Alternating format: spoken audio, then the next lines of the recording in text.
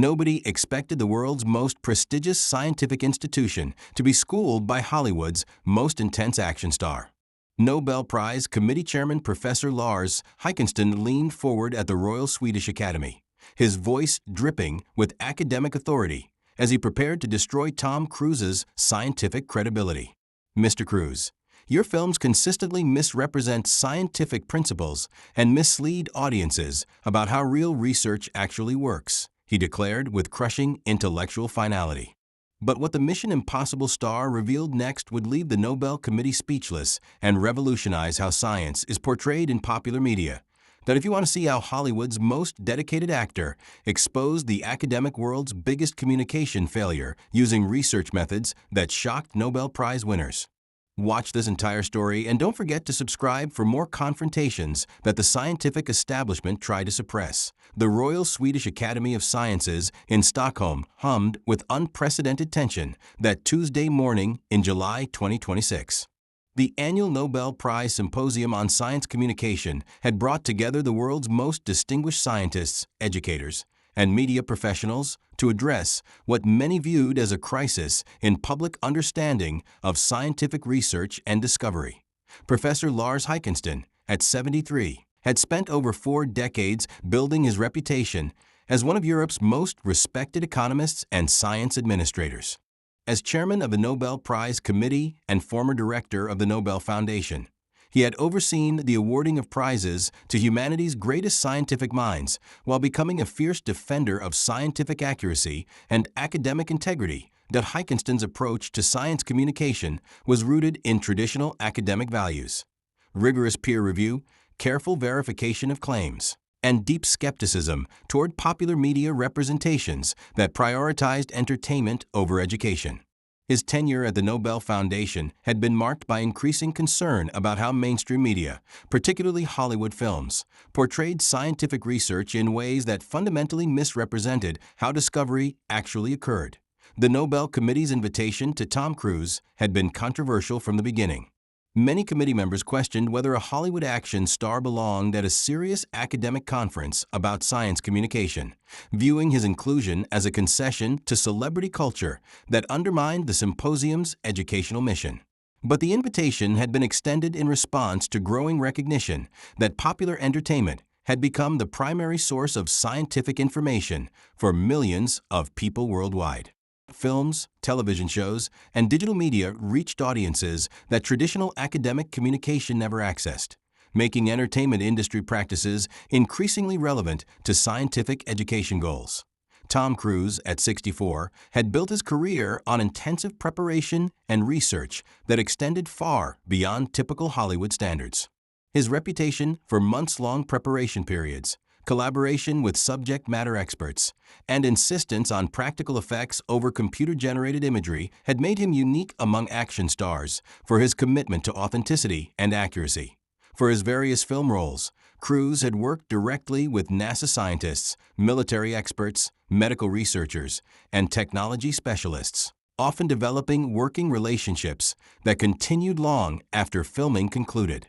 His preparation methods had consistently impressed professionals who expected superficial celebrity engagement but encountered genuine intellectual curiosity and systematic learning approaches. The symposium's focus on science communication in the digital age was particularly relevant to Cruise's career, as his films had tackled complex scientific concepts from quantum computing to genetic engineering to space exploration, often introducing general audiences to advanced research concepts for the first time. What most committee members didn't realize was that Cruise had spent 6 months preparing for this symposium, consulting with researchers from MIT, Caltech, and CERN to develop comprehensive analysis of science communication challenges and potential solutions that drew on his unique experience bridging entertainment and education. The auditorium was packed with Nobel Prize winners, university presidents, research directors, and science journalists, all expecting to witness either a productive discussion about media responsibility or an academic demolition of Hollywood's scientific superficiality. The day as Tom Cruise entered the Royal Swedish Academy that morning, he carried himself with the same focused intensity that had made him legendary in Hollywood. But his preparation for this academic setting represented a different kind of challenge than any film role he had undertaken. Professor Heikenstein opened the session with remarks that immediately established the confrontational tone that would define the entire discussion. We gather today to address a crisis in scientific literacy that threatens the foundation of evidence-based decision-making in democratic societies. Heikenstein began, his voice carrying the authority of decades spent at the highest levels of academic administration. Popular entertainment, particularly Hollywood films, has become a primary source of scientific information for millions of people worldwide. Unfortunately, the entertainment industry's prioritization of spectacle over accuracy has created widespread misconceptions about how scientific research actually works. His opening remarks were clearly directed at Cruise's filmography, though phrased as general criticism of entertainment industry practices. "Mr. Cruise," Heikenstein said, turning to face the actor directly, "your films consistently misrepresent scientific principles, compress years of research into dramatic moments, and mislead audiences about the nature of discovery and innovation. How do you justify using scientific concepts as entertainment props rather than educational opportunities?" The question was designed to establish Cruise as a representative of everything wrong with popular science communication, while positioning the academic community as guardians of scientific accuracy and public education. That Cruise's response would begin a systematic challenge to the academic community's assumptions about science communication and their own effectiveness in reaching public audiences. "Professor Heikenstein, I deeply appreciate your commitment to scientific accuracy and understand your concern about popular media's responsibility to educate rather than mislead," Cruise replied, his tone respectful but clearly prepared for serious academic debate. "However, I believe the premise of your question reflects a fundamental misunderstanding of both how entertainment media approaches scientific accuracy and how effective traditional academic communication has been in reaching general audiences." The response immediately elevated the discussion beyond simple criticism of Hollywood practices to broader questions about scientific communication strategies and their relative effectiveness. Heikenstein leaned forward, his scholarly interest engaged despite his skepticism about Cruise's qualifications for serious academic discussion. "Mr. Cruise, are you suggesting that entertainment accuracy is somehow equivalent to scientific rigor, or that popular appeal justifies misrepresenting complex research to general audiences?" Cruise's answer would reveal the depth of his preparation and his understanding of science communication challenges that most academics had never considered from his perspective. "Professor Heikenstein, I'm suggesting that the question isn't whether entertainment can achieve the same precision as peer-reviewed research, but whether traditional academic communication has been effective in helping general audiences understand and appreciate scientific discovery," Cruise replied, connecting his tablet to the auditorium's presentation system. The screen displayed comprehensive data about public scientific literacy and media consumption patterns that Cruise had clearly researched extensively in preparation for this academic setting. These are statistics from the National Science Foundation, the European Commission, and UNESCO about public understanding of basic scientific concepts among adults in developed countries, Cruise explained, showing alarming data about scientific literacy rates. Despite decades of traditional science education and academic outreach, most adults cannot accurately explain fundamental concepts like evolution, climate change, or vaccine effectiveness. Meanwhile, they can describe complex scientific scenarios from films they've seen once. The data was compelling and immediately challenged assumptions about the effectiveness of traditional academic approaches to science communication compared to entertainment media's reach and retention rates. Heikenstein attempted to dismiss this comparison through appeal to the difference between entertainment and education. "Mr. Cruise, memorizing plot points from films is not the same as understanding scientific principles.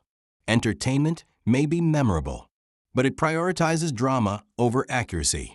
Cruz's response would expose the limitations of this distinction while demonstrating sophisticated understanding of learning theory and cognitive science. Professor Heikinston, I think you're creating a false choice between engagement and accuracy that research in cognitive science doesn't support, Cruz replied, clicking to academic studies about learning and retention. These are peer-reviewed studies from educational psychology journals showing that emotional engagement and narrative context actually enhance learning and retention of complex information, including scientific concepts. The academic research was extensive and demonstrated that Cruz had consulted with education specialists and cognitive scientists rather than simply defending entertainment industry practices. Furthermore, Cruz continued, the assumption that entertainment necessarily sacrifices accuracy reflects unfamiliarity with how films like mine actually approach scientific consultation and verification. He produced documentation that would surprise everyone in the auditorium. For mission, Impossible Films Involving Technology Concepts. We consult with researchers from MIT's Computer Science and Artificial Intelligence Laboratory, Stanford's Human-Computer Interaction Group, and CERN's Theoretical Physics Department. The consultation evidence was comprehensive and revealed that Cruz's preparation involved exactly the kind of expert collaboration that academics expected but rarely encountered in popular entertainment. Dr. Regina Barzilay from MIT, who won the MacArthur Fellowship for her work in natural language processing, spent 3 months helping us develop scientifically accurate portrayals of artificial intelligence capabilities and limitations. Cruz continued, displaying official correspondence and technical reviews. Heikinston was beginning to understand that Cruz's approach to scientific accuracy was more sophisticated than he had assumed. But he attempted to challenge the effectiveness of entertainment-based science communication. Mr. Cruz, even accepting that your consultation process is thorough, how do you ensure that audiences distinguish between scientifically accurate elements and dramatic enhancements that prioritize entertainment over education? Cruz's response would deliver the most compelling argument for entertainment-based science communication while challenging academic assumptions about public engagement. Professor Heikinston, that question reveals exactly the communication challenge that traditional academic approaches have failed to address effectively, Cruz replied, clicking to audience research and engagement studies. These are post-viewing surveys and focus group analyses showing how audiences process and retain scientific information from films compared to traditional educational media. The research data was sophisticated and showed that entertainment media could actually enhance rather than undermine scientific understanding when properly executed. Audiences don't passively absorb everything they see in films as literal truth, Cruz explained. They actively evaluate and integrate new information with existing knowledge, often seeking additional information about concepts that interest them. He displayed search data and educational resource access patterns that demonstrated entertainment media's role in driving further scientific learning. Google searches for quantum computing concepts increased by 340% following mission. Impossible films that featured those technologies. University enrollment in computer science and physics programs shows measurable increases following accurate science-based entertainment. The engagement data was compelling and demonstrated that entertainment media could serve as a gateway to deeper scientific learning rather than an alternative to it. Moreover, Cruz continued, our collaboration with research institutions has created educational resources and outreach programs that use entertainment engagement to direct audiences toward accurate scientific information and further learning opportunities. He displayed partnership programs with universities and research institutions that had developed comprehensive educational initiatives connected to his film projects. Heikinston was now fully engaged with Cruz's analysis, recognizing sophisticated understanding of science communication challenges that extended far beyond typical Hollywood celebrity engagement. Mr. Cruz, your approach is more comprehensive than I initially understood, Heikinston admitted. But there remains the question of whether entertainment media can maintain scientific rigor while still creating compelling, dramatic narratives. Cruz's response would deliver the most powerful argument for the future of science communication while demonstrating how entertainment and education could enhance rather than compromise each other. Professor Heikenstein: I believe that question reflects the same false choice between engagement and accuracy that has limited traditional science communication effectiveness, Cruz replied, clicking to his most comprehensive presentation. The most compelling dramatic narratives often come from accurate portrayal of how scientific discovery actually works, the intellectual challenges, collaborative problem solving, and genuine excitement of understanding natural phenomena. He displayed scenes from his films that demonstrated how scientific accuracy had enhanced rather than limited dramatic potential. When we accurately portray the complexity and sophistication of real research, audiences respond with greater engagement and emotional investment than simplified or sensationalized versions produce. The film analysis was detailed and showed how scientific consultation had improved rather than constrained creative possibilities. Real science is more interesting, more surprising, and more emotionally compelling than fictional alternatives, Cruz continued. The challenge isn't choosing between accuracy and entertainment. It's developing creative skills to make accurate science as engaging as it actually is. He concluded with data showing how scientifically accurate entertainment had outperformed sensationalized alternatives in both audience engagement and educational impact. Films that prioritize scientific accuracy while maintaining dramatic quality consistently achieve better critical reception, audience satisfaction, and long-term cultural impact than projects that sacrifice accuracy for spectacle.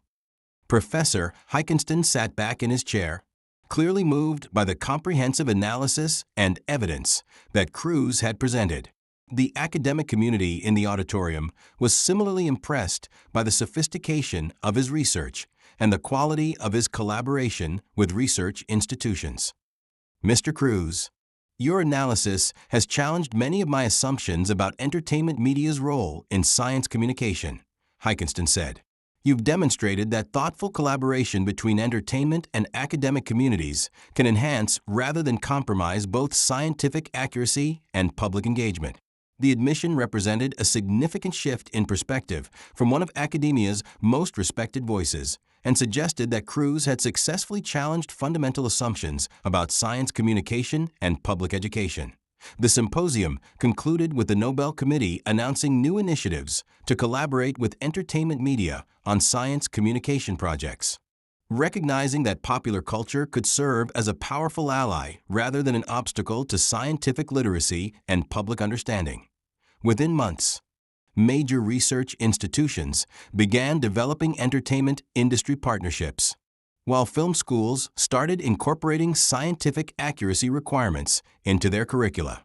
The convergence of entertainment and education that Cruz had advocated became a model for science communication worldwide. The confrontation became a landmark moment in science communication, demonstrating how different approaches to public education could complement rather than compete with each other when applied with intelligence, preparation, and genuine commitment to both accuracy and engagement. Tom Cruise had not only defended entertainment media's role in science education, but had challenged the academic community to reconsider their own communication strategies and explore new methods for reaching audiences that traditional approaches had failed to engage effectively.